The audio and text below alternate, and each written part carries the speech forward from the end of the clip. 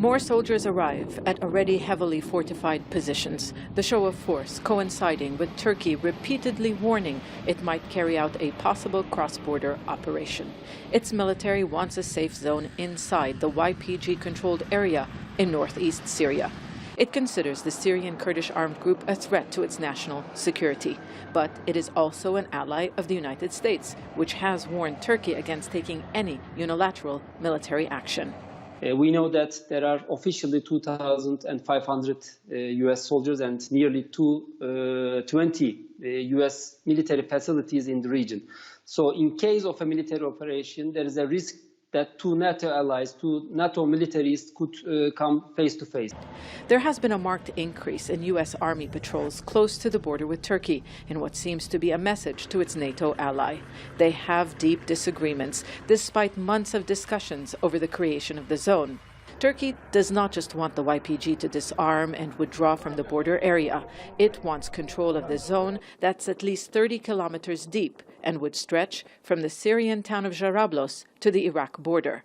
That would include YPG-controlled cities and towns like Kobani, Tel Abyad, Kamishli, Ain Isa, as well as Manbij.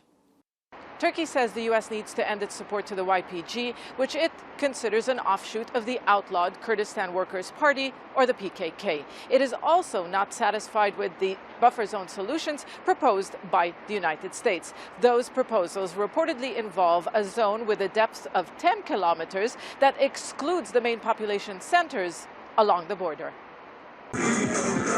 YPG supporters have held protests against a possible Turkish takeover, saying they'll only accept an internationally enforced zone. Turkey and the Syrian opposition say areas under YPG control are historically Arab, and a proposed zone means millions of refugees can return to Syria. Turkey is dependent to partner with the US or Russia. So we can't say that it is hard to make a prediction about Turkey's further steps. Cooperation with Russia has allowed Turkey to clear the YPG from at least 2,000 square kilometers along its border since 2016. But Russia doesn't seem to want Turkey to increase its influence in Syria. It says any safe zone needs the consent of the authorities in Damascus.